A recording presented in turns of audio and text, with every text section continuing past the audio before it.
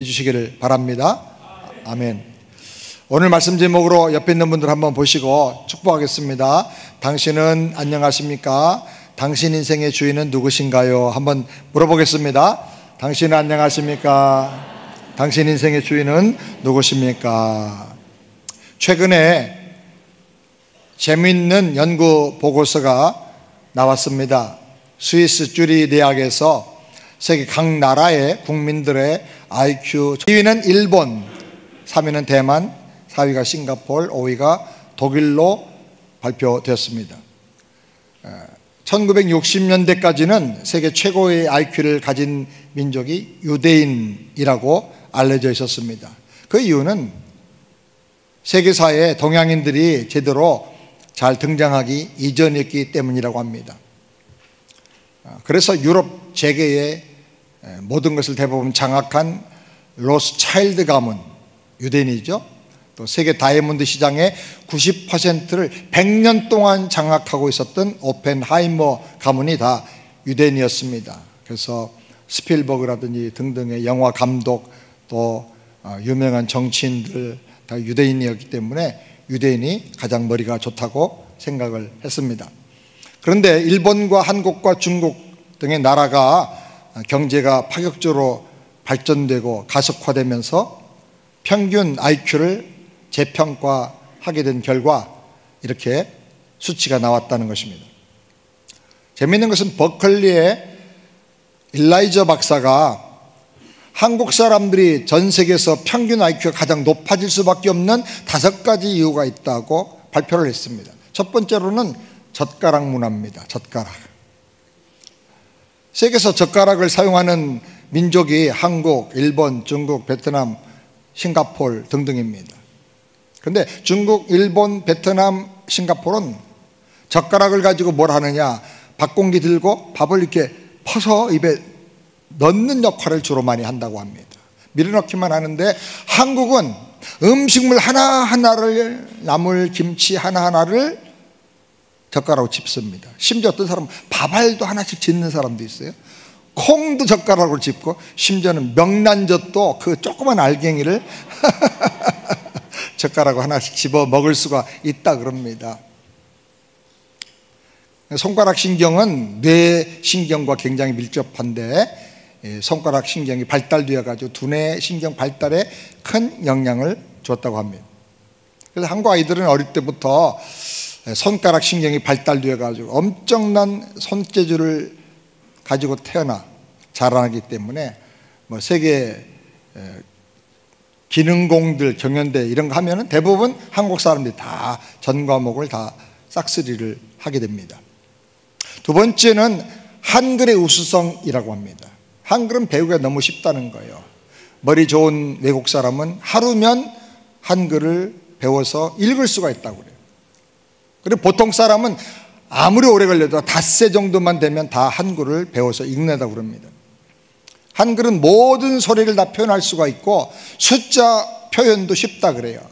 한글은 1, 2, 3, 4, 5, 6, 7, 8, 9, 10, 그 다음에 1000, 100, 1000만 다 한자식으로 표현하는데 영어는 1, 2, 3, 4, 5, 6, 7, 8, 9, 10, 그 다음에 100,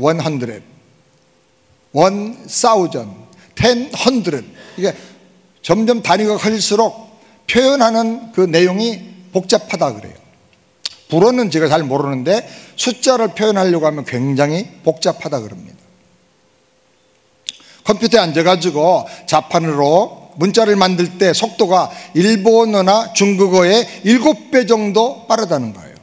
일본말이나 중국어로 열심히 과학 관련된 기술 논문을 100페이지 쓸 때, 작성할 때 한국말로 논문을 작성하면 700페이지를 쓸 수 있다 그래요.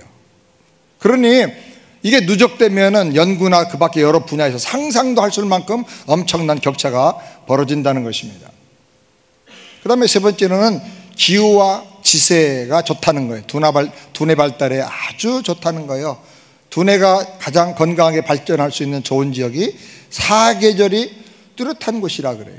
다행히 우리 아틀란타도 사계절이 있어서 감사합니다. 더울 때 덥고 추울 때는 추운 곳이 가장 살기가 좋고 건강에 좋다는 거예요. 너무 더우면 뇌가 게을러지고 너무 추워도 얼어붙어서 다 움직이질 않는다는 거예요. 그래서 특별히 동북아 지역은 모든 식물의 맛과 열매의 맛과 음식의 맛과 영양과 약효가 뛰어나다 그럽니다. 그래서 중국산 약재보다는 한국산 약재가 2배 이상 비싸고 품질도 좋다 그럽니다. 아무리 중국에서 노력을 해도 한국의 인삼을 추종하기가 어렵다는 것이죠. 땅의 지기가 좋기 때문에 거기서 나오는 음식물들을 먹고 물을 마시고 거기 땅을 밟고 살 때 인체에 미치는 영향이 굉장히 두드러지게 다르다는 것입니다. 그리고 네 번째로는 높은 교육열과 근면성입니다. 한국은 학교를 별로 안 다닌 사람, 못 배운 사람도 글을 다 쓸 수가 있다는 거예요, 대부분. 그래서 단위 시간당 정보 전달 능력, 정보 처리 속도가 가장 빠르다고 하나, 그리고 가장 정확하다는 거예요. 한국 엄마들의 교육열은 정말 세계적으로 타의 추종을 불허합니다. 미국에서 한인들이 운영하는 마켓이나 컨비니언스 스토어를 가면 계산대 앞에 줄 서는 사람이 별로 없다 그래요. 장사가 잘 안 돼서가 아니라 손님이 카드나 현금을 가지고 와서 내도 즉각적으로 그냥 거스름돈을 계산해 가지고 처리 속도가 너무너무 빠르다는 거예요. 줄 설 필요가 없다는 거예요. 근데 어떤 사람들이, 어떤 인종들이 계산대에 앉아 있으면 한참 손가락으로 계산하고 안 되니까 발가락까지 움직여가면서 계산하고 막 줄이 너무너무 긴 거죠. 실화인데 1992년도에 LA 법정에 LA에 사는 한국인 상인들을 대상으로 고소가 들어와서 재판을 하게 됐다고 합니다. 원고는 유대인들입니다. 미국과 유럽에서 생선 유통, 식료품 유통에 진출한 유대인들이 LA에 진출한 한인들 때문에 도저히 사업을 할 수가 없어가지고 한국인들을 상대로 소송을 했었다고 합니다. 유대인은 새벽 5시에 좋은 생선과 좋은 채소를 구입하려고 도매시장에 갑니다. 근데 한국 사람은 새벽 4시에 나오는 거예요. 그래서 유대인이 놀래가지고 그 다음부터 단합해가지고 새벽 4시에 나오니까 한국인들이 좀 있다가 새벽 3시에 나오는 거예요. 그래서 유대인들이 안 되겠다, 우리도 3시에 나가자 그래가지고 자릉동 만둥하고 3시에 나가니까 한국 사람들이 전날 밤에 담요 들고 와서 거기서 자들이는 거예요, 줄 서가지고. 도저히 경쟁할 수가 없다는 거예요. 질려버린 유대인들이 한국인들 때문에 도저히 사업하고 살 수가 없다고 공정거래법 위반으로 미국 지방법원에 소송을 제기했다고 그럽니다. 결과는 유대인들이 패소했다고 합니다. 부지런한 게 무슨 위법은 아니잖아요. 한국 사람들은 어디로 가든지 간에 뭘 하든지 간에 부지런히 일하고 성실하게 일해서 남보다 빨리 더 성공한다고 하는 것입니다. 5번째로 한국 사람들의 IQ가 좋을 수밖에 없는 이유는 근친 결혼을 금지하기 때문이라고 하는 것입니다.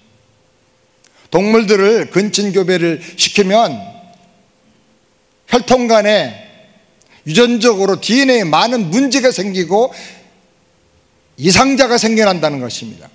정신이상자라든지 기형아 등등이 나온다는 거예요. 이것이 유전학적으로 널리 알려진 이론입니다. 근데 일본은 온누이 간에도 결혼을 한다고 그래요. 또 아랍계통은 사촌 간의 결혼을 당연시하고, 심지어 종의기원을 발표했던 찰스 다윈도 자기 사촌 여동생과 결혼을 했습니다. 사촌 간의 결혼을 법으로 금지한 나라는 한국과 중국, 베트남 몇 나라 안 된다 그래요. 근데 한국은 법으로 금지하기 이전에 관습적으로 근친 결혼을 옛날부터 금했어요. 사돈의 팔촌이라도 먼 친척이면 결혼하지 않는다, 그렇게 관습으로 사람들이 다 지켜왔던 것입니다. 근친혼을 금하기 때문에 한국 사람들이 인종적으로 우수하고 기형아라든지 정신 박야가 이상아들이 비교적 많이 생기지 않는다는 것입니다. 세계적으로 한류 열풍과 함께 한국인들의 우수성이 계속 발표되고 있습니다. 혹시 여러분 중에는 김치 먹어서 하고 이유를 하나 더 될 수도 있겠죠. 한국인들이 참 여러 가지 면에서 우수하다, 그렇게 많은 사람이 알고 있습니다. 그런데 여기 한 가지 문제가 있습니다. 이렇게 우수하고 뛰어난 한국인인데 자살 사망률이 세계 4등입니다. 자살 대국입니다, 한국이. 2002년 통계에 의하면 한국 사람들 이혼율이 47.4%, 10명이면 5명 가까이가 이혼한다는 거예요. 미국과 스웨덴에 이어서 세계 3등입니다. 불행지수는 조사한 나라 중에서는 세계 2등이에요.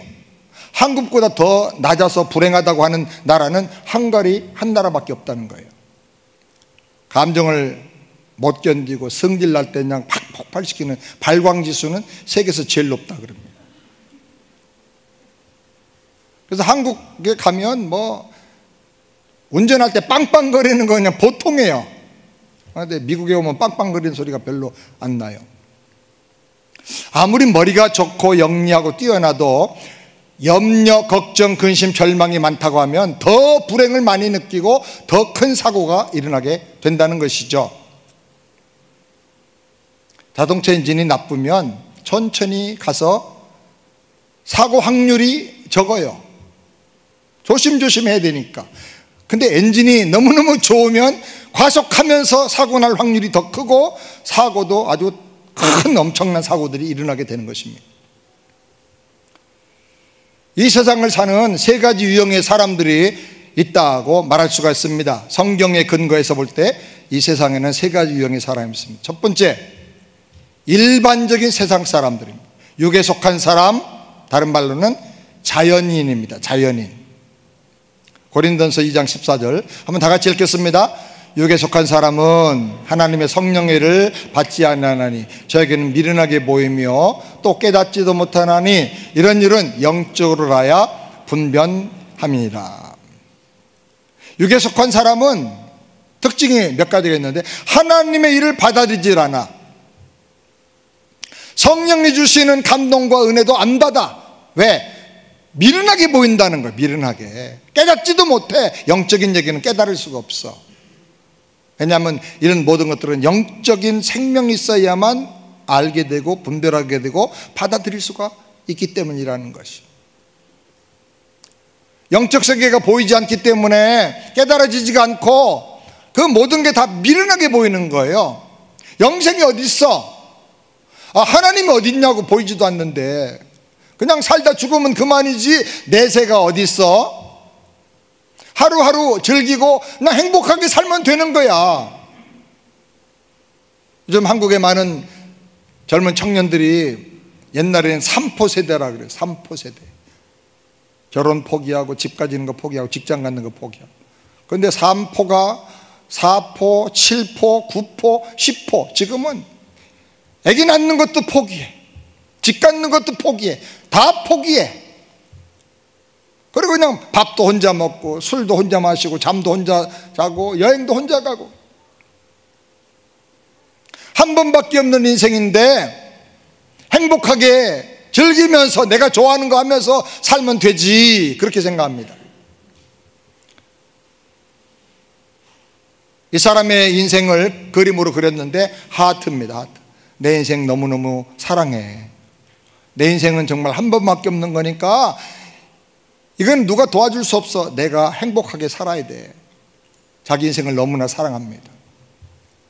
그래가지고 행복에 필요한 조건들을 다 갖다 자기 나름대로 가치관을 가지고 채웁니다. 먼저 대부분 뭘 채웁니까? 뭐니 해도 머니가 최고야. 돈 있으면 안 되는 거 없어. 돈 있으면 너무너무 편해. 돈을 갖다 채웁니다. 돈 더 많이 벌려고 노력합니다. 근데 여러분, 돈이 행복을 주나요? 돈 많으면 편해집니다. 모든 게 쉬워집니다.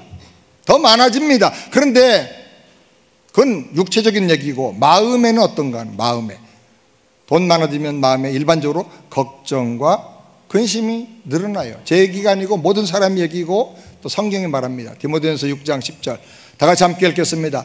돈을 사랑함이 일만하게 뿌리가 되나니 이것을 사모하는 자들이 미혹을 받아 믿음에서 떠나 많은 근심으로 자기를 찔렀도다.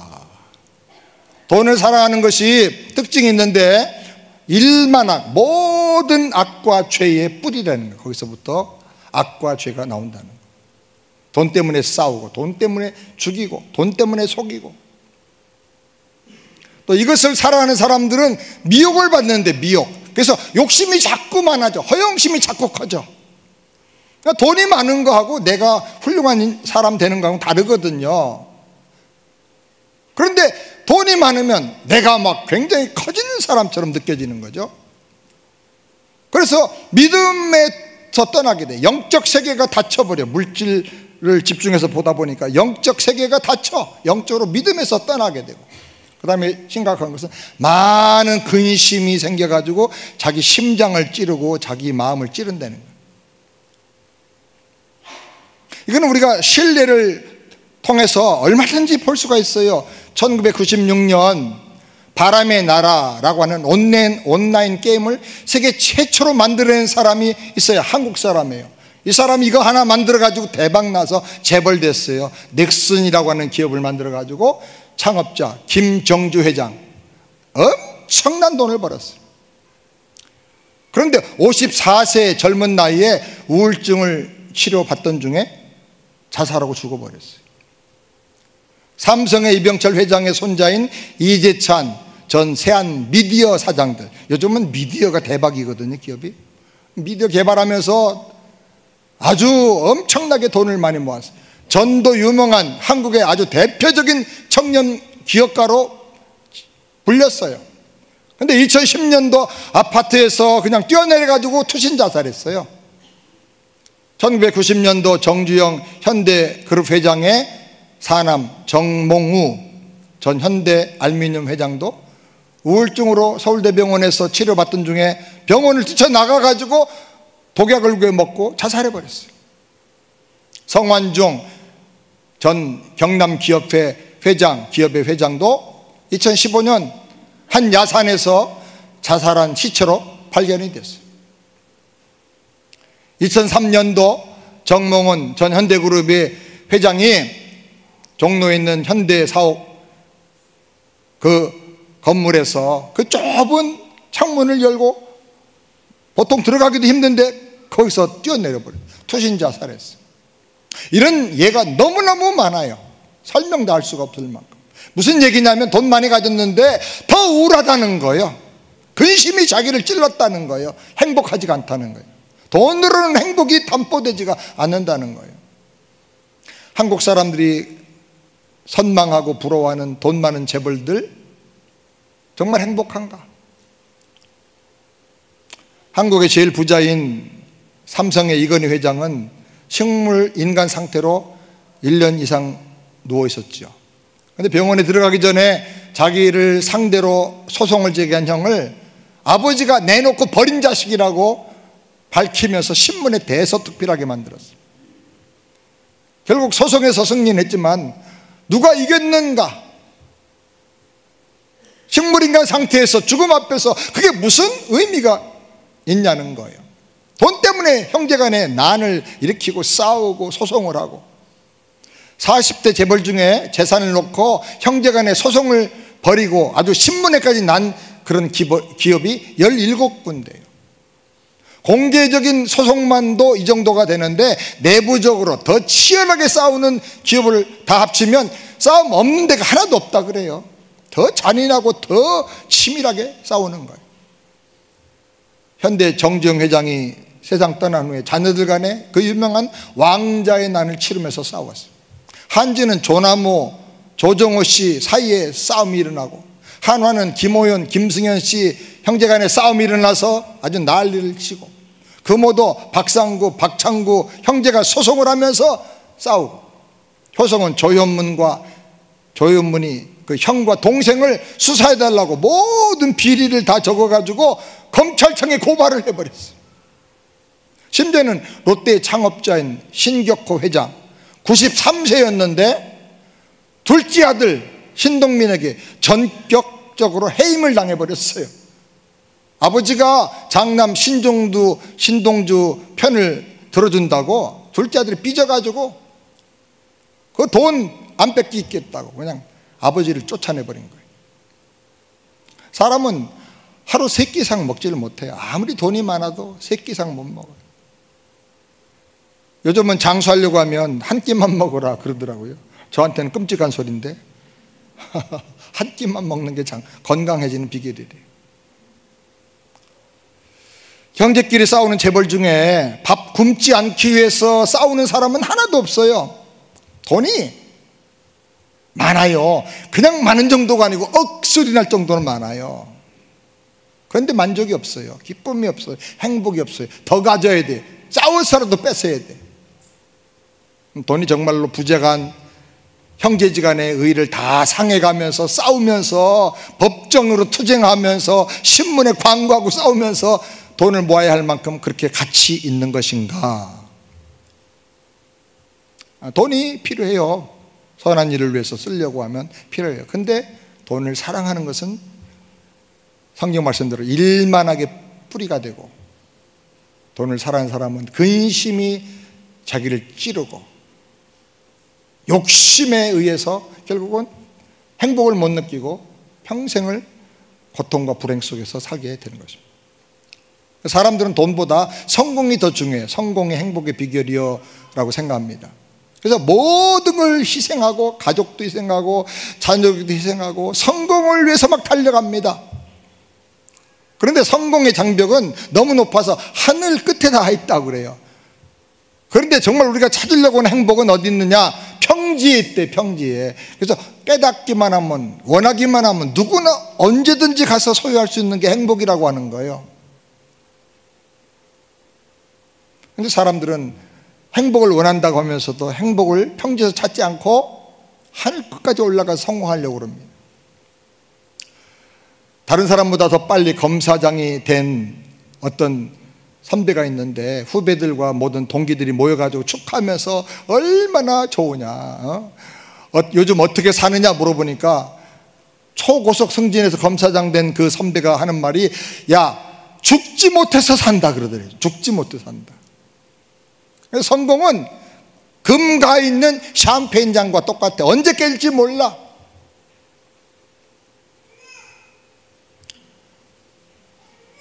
사람들은 사랑이 행복의 조건이라고 생각을 합니다. 그런데 대부분 사람들이 원하는 사랑은 나중심적이고 조건적이에요. 뭐 때문에 사랑하는 거예요. 돈 많아서 사랑하고, 이뻐서 사랑하고, 다리 길어서 사랑하고, 자기중심적이에요. 그래서 내 생각과 내 감정과 달라지고 조건이 달라지면 사랑도 변하는 거예요. 갑자기 사랑하고 당신 없으면 못 산다고 하던 부부가 막 싸우고 헤어집니다. 왜 그런가? 사람은, 상대방은 안 변하고 그대로 있는데 내 생각이 변한 거예요. 내 감정이 변한 거예요. 내 기준이 달라진 거예요.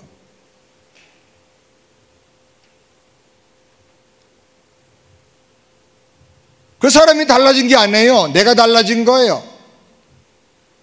문제의 원인이 나한테 있는데 그걸 모르는 거죠. 이 사람 바꾸고 저 사람 바꾸고, 이 사람하고 살 때 성공할 확률이 50%라면 사람 바꿔 딴 사람하고 살 때 성공 확률은 25%도 안 돼요. 재혼은 대부분 더 많이 이혼을 한다 그래요. 세 번째 결혼하면 그거는 성공 확률이 10%도 안 돼요.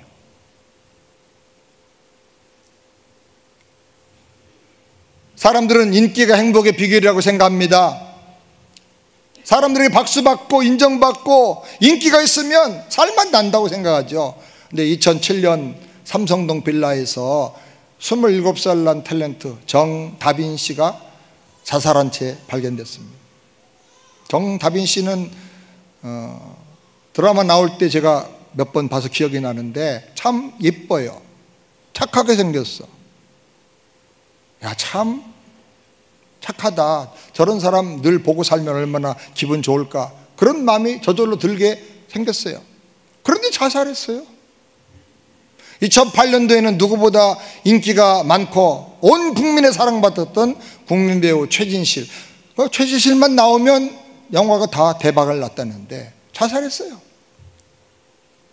어떤 사람은 그 뉴스를 보면서 저 얼굴 나한테 주고 가지, 어떻게 저 얼굴로 자살을 하냐. 세상에. 얼마나 이뻤는지 그냥 화장도 안 하고 머리도 안 감고 모자 하나 눌러 쓰고 나가도 사람들이 다 알아봤대요. 그리고 1년 반 후에는 그 동생 최진영도 자살했어요. 누구보다 인기가 많고 누구보다 사람들에게 사랑받았는데 왜 삶을 포기할까요?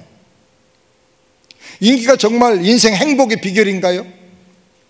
묻지 않을 수가 없어요. 우리가 어떤 사람은 지식이 많으면 모든 걸 다 깨닫고 알기 때문에 행복할 거라 그렇게 생각합니다. 그런데 여러분, 지식이 뭡니까? 지식의 최고봉은 내가 모르는 게 더 많다는 것을 알게 되었다. 그게 지식의 최고봉이래요. 어떤 학자 말하기를 제로에서 출발해 가지고 제로로 돌아가는 게 결국은 지식이고 지혜다. 결국은 텅 빈 상태, 허물을 아는 게 지혜라는 거예요. 지식이 많으면 번민만 많아져. 어떤 사람은 건강이 행복의 비결이라 그럽니다. 어느 약국에 갔더니 건강을 잃어버리면 다 잃어버리는 거다 그렇게 합니다. 정말 건강이 중요해요. 그런데 내 힘으로 건강을 내가 지킬 수 있을까?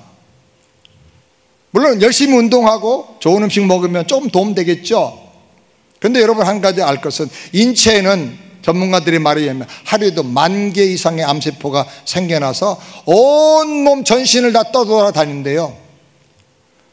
암은 사람이 들이마시는 호흡하는 공기를 통해 들어오고 음식물을 통해 들어오고 또 사람과 신체적으로 접촉하면 들어와요. 바이러스가 몸 안에 들어와서 여기저기를 건드리고 다니다가 염증을 만들면 거기서 암세포가 형성이 되는 거예요. 그런데 어떻게 인간이 건강을 위해서 숨 안 쉬고 살 수가 있겠어요? 바이러스와 관계없이 살려면 숨 안 쉬어야 돼요. 안 먹으면 돼. 물 안 마시면 돼. 사람들 만나지 않고 손잡지 않으면 돼. 근데 어떻게 그렇게 살 수가 있어요? 결국은 내가 건강을 위해서 열심히 노력을 해야 되지만, 그러나 건강은 내 손에 달려있는 게 아니고 근본적으로 하나님이 주시는 은총이다. 아멘? 동의하시는 분 한번 해보시게. 건강은 하나님이 주시는 은총이다. 그걸 관리를 내가 해야죠. 관리는 내가 하지만 하나님이 주시는 은총이다.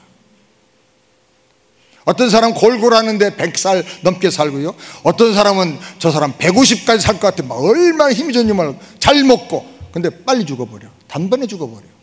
갑자기 죽어버려.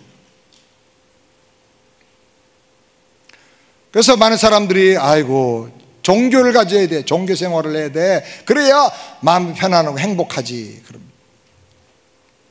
세계 4대 종교, 우리 생각해보면 유교를 창시한 분은 공자죠.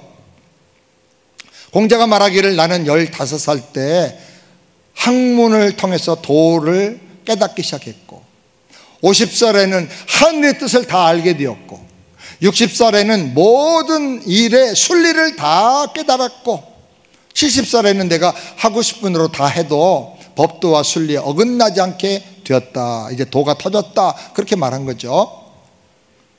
근데 얼마 후에 사라는 아들이 젊은 나이에 죽었어요. 제일 아끼던 제자가 또 죽었어요. 그러자 그는 너무나 마음이 절망해서 하늘이 나를 버렸다. 그리고 슬퍼하고 절망하다가 모든 걸 다 포기하고 고향으로 내려가서 곡부라는 곳에 가서 슬퍼하다가 72세에 죽고 말았어요. 그게 공자예요. 마음에선 아내를 13명, 어떤 책에 보니까 21명 두었다 그래요. 이렇게 많이 두는 사람은 만족이 없고 목마른 사람이에요. 이 여자도 만족이 안 되고 또 다른 여자도 만족이 안 돼요. 그런데 아주 놀라운 것은 그 양아들의 아내죠. 며느리죠. 자기 며느리가 자이납이라고 하는 여자인데 9살 때 결혼해요. 양자의 아내를 자기 아내로 받아들이는 거예요. 9살짜리를, 미성년자를. 그리고 유대인 부족장이 있었는데 자기를 협력 많이 했던 사람인데 아내가 너무 이뻐. 그를 뭘로 엮어가지고 고문해서 살해해서 죽이고 그 안에 샤피아라는 여자를 11번째 아내로 맞아들이고 결혼합니다. 50살 때는 자기가 메시아라고 선언하고 말하기 시작합니다. 그래서 한 여자가 그걸 그대로 믿고 몰래 음식을 준비할 때마다 소량의 독을 음식물과 고기에 섞어서 매일 먹게 했습니다. 그는 확신하기를 메시아라면 독을 먹어도 절대 죽지 않을 거야. 내가 때가 되면 이거를 내가 밝힐 거야. 그랬는데 그 독약 먹고 슬금 알아가다가 62살에 죽었어요. 그래서 메디나에 묻혔어요. 무슬림들은 지금 이 메디나가 3대 성지 중에 하나예요. 그리고 거기를 평생에 한 번은 가야 구원받는다고 믿어요. 불교의 창시자 석가모니는 그 추종자인 춘다라고 하는 사람이 준 돼지고기를 잘 대접받아 먹고 식중독에 걸려가지고 설사하면서 극심한 고통을 당하다가 80살에 죽게 됩니다. 마지막에 말하기를 나는 구원의 길을 찾지 못했다. 무릇 땅에 존재하는 모든 것은 다 사라진다. 그러니 너희들은 게으름 없이 정진해서 깨닫고 살아라. 깨닫고 살아라. 구원의 길이 없는데 자기는 못 찾았는데 깨달음을 가지고 사는 게 불교예요. 여러분은 구원의 길이 어디 있다고 생각하십니까? 여러분 인생의 행복의 길은 도대체 어디 있습니까? 이렇게 사는 사람의 그림을 한마디로 말하면 저 그림인데요, 저 그림을 잘 보시죠. 하트는 자기 인생입니다. 내 인생 너무나 소중해서 한 번밖에 없는 인생이니까 사랑해야 돼요. 그런데 그 인생의 가운데 핵심 중심에 누가 앉아 있습니까? 내가 어떻게 앉아 있어요? 다리 꼬고 앉아 있어요. 내가 왕이거든요. 내가 주인이거든. 내 인생이니까 내 거라는 거죠. 모든 일을 결정할 때 내가 판단하고 내가 결정합니다. 근데 나는 누굽니까? 내일 일을 알 수가 없는 나예요. 1초 후의 일도 몰라요. 혹시 알아도 어떤 큰 어려움이 다가온다 하더라도 막을 수가 없고 해결할 능력이 없어요. 나한테는. 평생 함께 살던 부부간에도 서로 몰라준다고 싸우는 거예요. 왜 나를 몰라주냐? 왜 모르냐? 부부간에만 모르는 게 아니에요. 내 마음을 나도 몰라요. 한 번 죽는 것은 정해진 것이고 그 다음에는 심판이 있어요. 이런 내가 인생의 주인이 되어가지고 모든 걸 결정하고 판단하니까 어떻게 되겠어요? 유일하게 나를 구원하고 도와줄 분 하나님의 아들 예수님이 계신데 그분은 내 인생 밖에서 여전히 서서 문을 두드리고 계세요. 우리 인생의 마음의 문은 안에서만 문고리가 달려있어서 열 수가 있어요. 밖에서는 열지를 못해요. 주님이 두드리고. 그런데 주님을 영접하지 않습니다. 왜? 육에 속해서 보이는 것만 알고 물질만 보고 사니까. 내가 주인된 인생을 계속 살고 있어요. 그러니까 어떻게 됩니까? 만사가 엉망진창이고 뒤죽박죽입니다. 복잡하게 뒤엉키고 상처투성이고 걱정, 근심, 염려가 끊어지지가 않습니다. 평생을 우리를 행복하게 못하고 생명 주지 못할 것에 매달려 살다가 결국은 헛된 인생이 되어서 죽고 그 후에는 영원한 심판에 들어가게 되는 것입니다. 이렇게 사는 사람을 우리가 보통 사람, 자연인이라고 말합니다.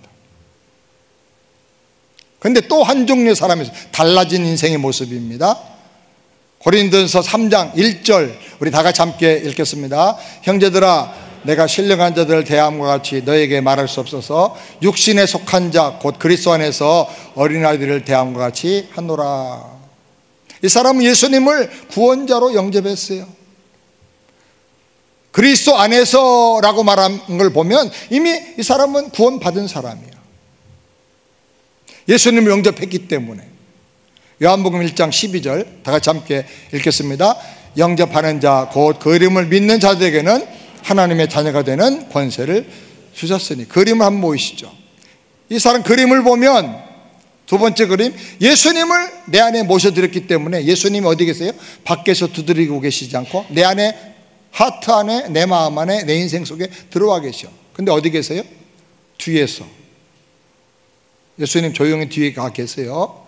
내 인생에 하는 모든 일에는 참견하지 마시고요, 급할 때 내가 주여 하고 부를 때 그때만 튀어오세요. 내 뒤에 계세요. 그리고 나는 어떻게 하고 있어요? 여전히 다리 꼭 앉아가지고 구원은 받았으니까 이제 내 인생은 내 마음대로 살게요. 예수님이 내 안에 계시니까 하나님의 특별한 은혜 가운데, 사랑 가운데 많은 인생의 문제들이 달라지고 변화되고 해결이 됐어요. 그런데 완전히 다 변화되지는 않았어요. 여전히 가시가 있고, 여전히 아픔이 있고, 여전히 문제가 있고, 여전히 엉망진창의 모습이 있어요. 어떤 때 말씀 은혜 받고 감동받아서 며칠은 또 잘 살기도 해요. 천국 같아요. 근데 또 뒤집어져 가지고 부부싸움하고 시큰 난장을 피우고, 그리고 옛날 모습으로 돌아갈 때가 있어요. 온도습도가 맞으면 예수 믿고 죽었다, 회개했다, 버렸다 생각했던 이 자아가 또 튀어나와 옛날 모습으로 사는 거예요. 내 속에 아직도 상처받은 자아, 어린아이 같은 자아가 그냥 자기 중심, 내가 원하는 대로 해달라고 그러면서 안 되면 고함을 지르고 싸우고 갈등을 일으키고 문제를 일으키는 거예요. 그래서 가족이 엉망진창되고 주변의 사람들에게 상처를 주고 사는 거예요. 그러면 또 그 다음에 회개하고 또 와서 예배 들어갈 때 나 멀리 떠났다가 이제 옵니다 그러고 찬송 부르고, 탕자처럼 방황하다가 돌아옵니다 그러고 찬송 부르고 회개하고, 그 다음에 은혜 받고 나가서 하루 이틀 잘 살다가 또 어떤 사람은 하루 이틀도 못 가요. 나가면서 힘벌벌지 올라가다가 신호등 앞에 싸워요. 신호등에 서야 되는데 남편이 노란 신호인데 막 달려가 버렸어. 그래가지고 또 부인과 싸워요.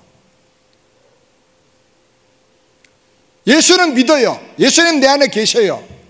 그래서 구원 받았어요. 하나님 자녀가 되었어요. 그런데 삶은 아직도 엉망진창, 변화되지가 않았어요. 옛날 모습이 부스럭부스럭 튀어나오는 거예요. 풍성한 삶을 살지 못합니다. 뭐가 문제입니까? 예수 믿는데 왜 완전히 변화되지 못하고 있습니까?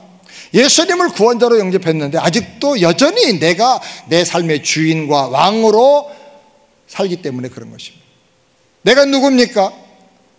1초 후일도 몰라요. 알아도 해결할 능력이 없어요. 평생 함께 산 부부간에도 서로 몰라준다고 싸우고 섭섭해하고 다투는 게 바로 내 모습이에요. 이런 내가 내 인생의 주인 되어서 모든 걸 결정하려고 하니까 어떻게 되겠어요?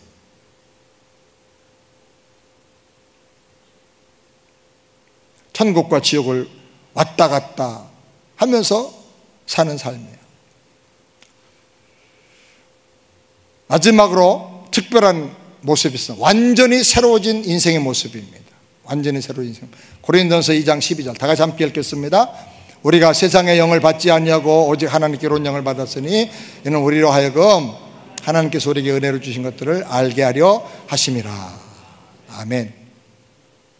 예수님을 구세주로 영접했습니다. 죄사함 받았습니다. 그리고 내 인생의 주인과 왕으로 모셔드렸습니다. 저 그림에 보면 예수님 어디 계세요? 내 인생의 중심 왕좌에 앉아 계세요. 그분이 다스려 주세요. 그분이 내 인생의 모든 것을 책임져 주세요. 범사의 모든 일을 예수님이 다스려 주시고 주인 되신 예수님이 채워 주시니까 평안해요.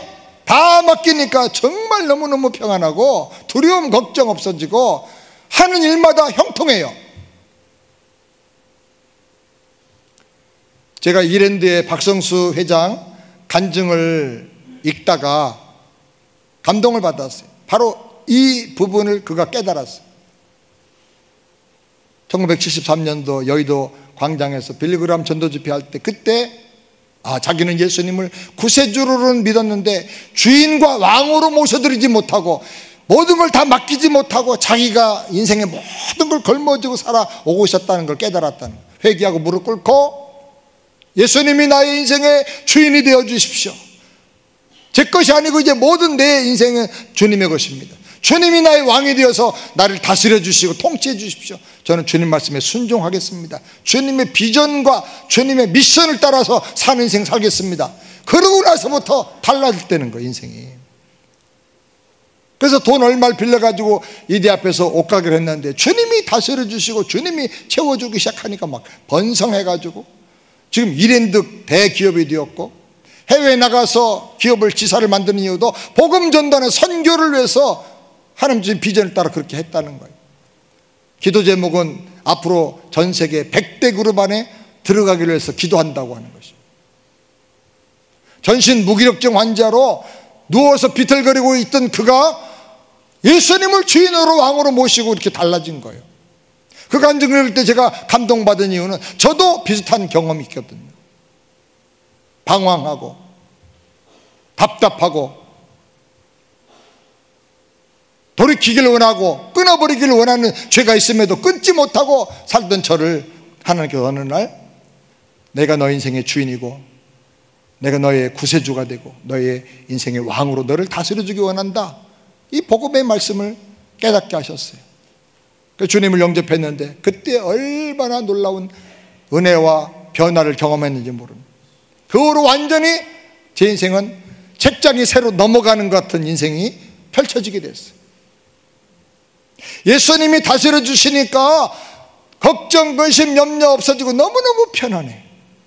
주 안에 있는 나에게 딴 근심이 있으랴 십자가 밑에 나가 내 짐을 풀었네.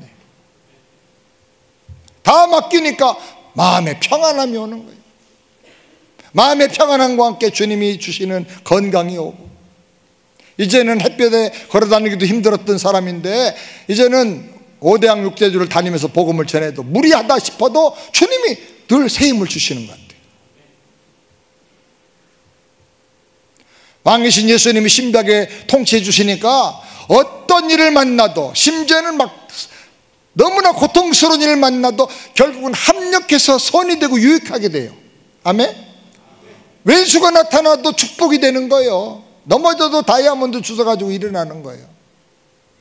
주님께서 다스려 주시니까 성령 충만함을 수시로 날마다 경험하게 되는 것입니다.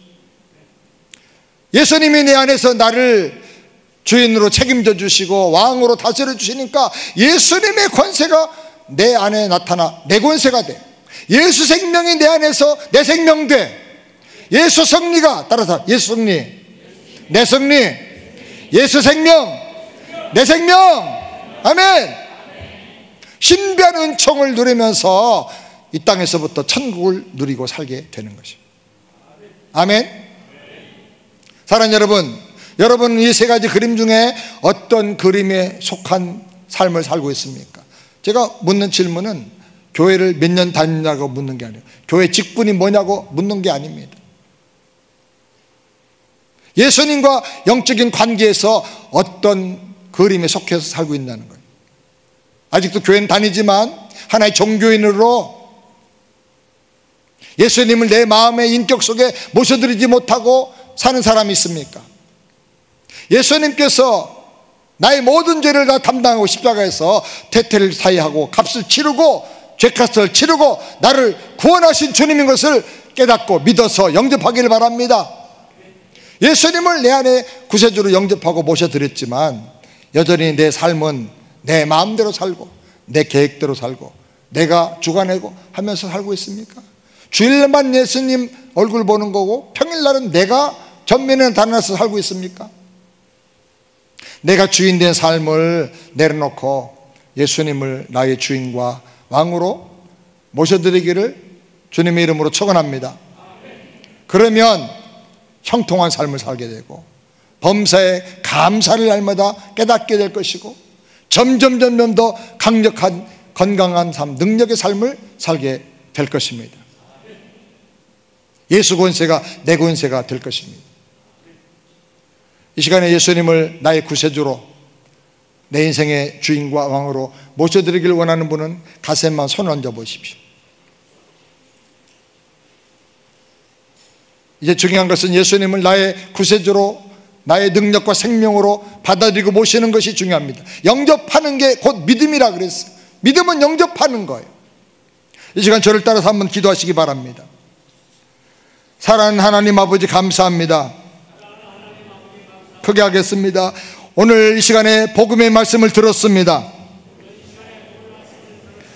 이 시간 예수님을 내 인생의 주인과 왕으로 구세주로 모셔드립니다. 내가 주인 됐던 삶에서 내려오기를 원합니다. 이제부터 주님의 자녀로 청지기로 살기를 원합니다. 지금 내 안에 오셔서 나를 다스려 주시옵소서. 주님 뜻대로 순종하며 살기를 원합니다. 주님께 쓰여지는 인생을 살기를 원합니다. 나를 들여오니 주님 받아 주시옵소서. 예수의 이름으로 날마다 승리하며 살게 하여 주시옵소서. 제가 한번 기도하겠습니다. 하나님 아버지, 이 시간에 예수님을 나의 구세주와 주인과 왕으로 영접하면서 주 앞에 기도를 드렸습니다. 이 세상에 주님밖에는 나의 행복이 없고 생명이 없고 구원이 없는 것을 고백합니다. 내가 주인 됐던 삶을 회개하고 이 시간 전격적으로 왕자 보좌에서 내려앉아서 청지기로 살기를 원하고 예수님을 나의 구세주와 주인과 왕으로 모셔드리기를 원합니다. 지금 내 안에 오셔서 저를 구원하여 주시고 저의 주인이 되어 모든 걸 다 담당해 주시옵시고 저의 왕이 되어서 다스려 주시옵소서. 주님 말씀대로 순종하며 살기를 원합니다. 순종할 때 놀라운 기적과 하나님 말씀의 성취가 능력이 나타나게 하여 주시옵소서. 주님 저를 들어 사용하여 주시고 영광을 받아 주시옵소서.